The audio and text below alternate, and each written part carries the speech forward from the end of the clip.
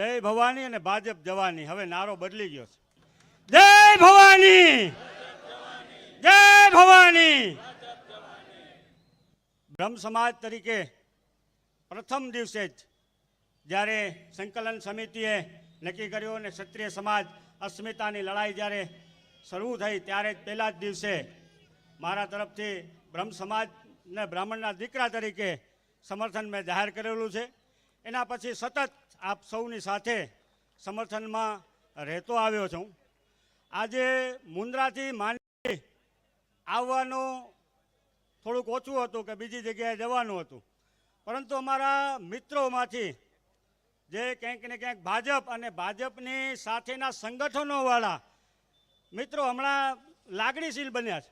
જ્યારથી મેં ક્ષત્રિય અસ્મિતાની લડાઈને જાહેર ટેકો આપ્યો ત્યારથી એ લોકો પૂછતા રહે છે કે તમારો હમણાં બિઝનેસ સારો ચાલે છે તો મારા જ બિઝનેસમાં ધ્યાન દો. આજે વળી ભાઈ ફોન કર્યા તો એમ કહે છે કે તમારો પરિવાર સુખરૂપ બધા છે તો પરિવારમાં ધ્યાન આપો. એટલે મેં કીધું હવે આ સૂતું રહેવાય નહીં, આને જગાડ્યો છે તો હવે માંડવી ધક્કો ખાવો જ પડશે. એટલે માંડવી આવ્યો કે કાંઈ કે જવાબ તો દેવો પડશે. એટલે અમારા જે 1857નો વિપ્લવ હોય તો એમાં મંગલ પાંડે, ઝાંસીની રાણી લક્ષ્મીબાઈ સહિતના ઘણા બધાએ અને દરબારોની સાથે ક્ષત્રિય સમાજની સાથે હર હંમેશ બ્રહ્મ સમાજ રહ્યો છે.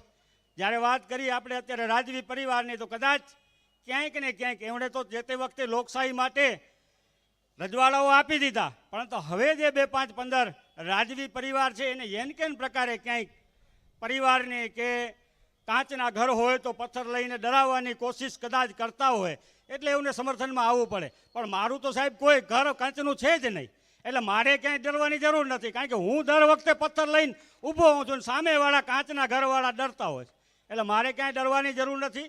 મારો પરિવારની વાત કરી તો પરિવાર નાનો નથી રહ્યો. હવે જ્યારથી મેં ક્ષત્રિય સમાજની સાથે અસ્મિતાની લડાઈમાં ભાગ લીધો છે ત્યારથી મારો પરિવાર નાનો નથી રહ્યો. પરિવાર વિશાળ થઈ ગયો, સામે બેઠેલો બધો પરિવાર છે. એટલે હવે એ પણ ડરવાની જરૂર નથી, લડવાનું જ છે. અને હમણાં રૂપાલાએ એમ કહ્યું, હવે સાહેબ અને જી કહેતા મારું નથી હાલતું, કારણ કે રાજપૂત ક્ષત્રિય સમાજને જ્યારે અસ્મિતાની લડાઈ હોય, મારી બેન દીકરીઓની અસ્મિતાની વાત હોય ત્યારે સાહેબને ન કહેવાય. એણે એમ કીધું કે ભાઈ મોદીનો શું વાંક છે, હું બોલ્યો તો મારી ભૂલ થઈ ગઈ. પણ મહાભારતની અંદર અને રામાયણની અંદર જે ભીષ્મ પિતામાં બેઠા હતા અને લંકાવાસી હતા ને એનો કોઈનો વાંક નહોતો, પણ એ મૌન રહ્યા હતા. આજે મોદી ભીષ્મ પિતાનો દ્રોણાચાર્ય અને લંકાવાસી બન્યા છે ને એટલે આજે એનો વાંક છે.